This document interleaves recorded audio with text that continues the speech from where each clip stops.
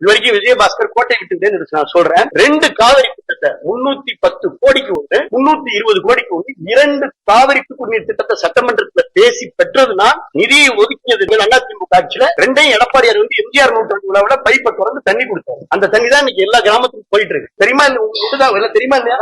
அதான் அது தனியா போயிட்டு இருக்கு. அரசு மருத்துவக் கல்லூரி புதுக்கோட்டை கொடுத்தது யார்? விஜயபாஸ்கர் போராடி கொடுத்திருக்கிறேன். அதிமுக ஆட்சியை கொடுத்திருக்கிறேன். அம்மா கொடுத்தாங்க, எடப்பாடியார் திறந்தார். அரசு பல் மருத்துவ கல்லூரியை கொடுத்திருக்கிறேன். ஆலங்குடி தொகுதிக்கு டிப்ளமா கல்லூரியை கொடுத்திருக்கிறோம். ராணிமலை தொகுதிக்கு வேளாண்மை கல்லூரியை கொடுத்திருக்கிறோம். ஐடிஐ கல்லூரியை கொடுத்திருக்கிறோம். முனிசிபாலிட்டி இன்னைக்கு எவ்வளவு பெரிய திட்டங்களை நாங்கள் கொண்டு வந்து கொடுத்திருக்கிறோம். நீங்க எண்ணி பாருங்க. இந்த பூங்கா யார் கொண்டு வந்தது? அதிமுக ஆட்சியில. காவிரி கொண்டு வந்தது அதிமுக. நான் 3 வருஷமா எந்த ஒரு திட்டத்தையும் இந்த மாவட்ட அமைச்சர் என்ற முறையில சட்டத்துறை அமைச்சர் ஏற்கனவே எனக்கு சட்டத்துறை தான் இருக்கு, என்னை யாரும் சரியா கவனிக்கல அப்படின்னு புலம்பிட்டு இருக்காரு. அவருக்கு அதிகமான அதுக்கு நல்ல வேணும்னா அவர் தன்னுடைய இருப்பை இப்படி காமிக்க கூடாது. மக்களுக்காக உழைக்கணும், மக்களுக்காக கஷ்டப்படணும். கஜா புயல் நாங்க எப்படி களத்துல நின்னோம், எப்படி கொரோனா காலத்துல களத்துல நின்னோம், எப்படி எதனால மக்கள் பிரச்சனை களத்துல நிற்பதுதான் விஜயபாஸ்கர். களத்துல நிற்பா போராடுவேன். அதனுடைய போராட்ட குளம் அதுக்காக திசை திருப்புற மாதிரி பேசுவது என்பது ஏற்புடையதல்ல. இப்போ நான் ரொம்ப கண்ணியத்தோட பேசுறேன். இதற்கு பிறகும் ரகுபதி அவர்கள் ஒரு வயதுல பெரியவர், எங்க அப்பாவுக்கும் அவருக்கு ஒரே வயசு. அதனாலதான் நான் வார்த்தைகளை ரொம்ப கவனமா கையாளுறேன்.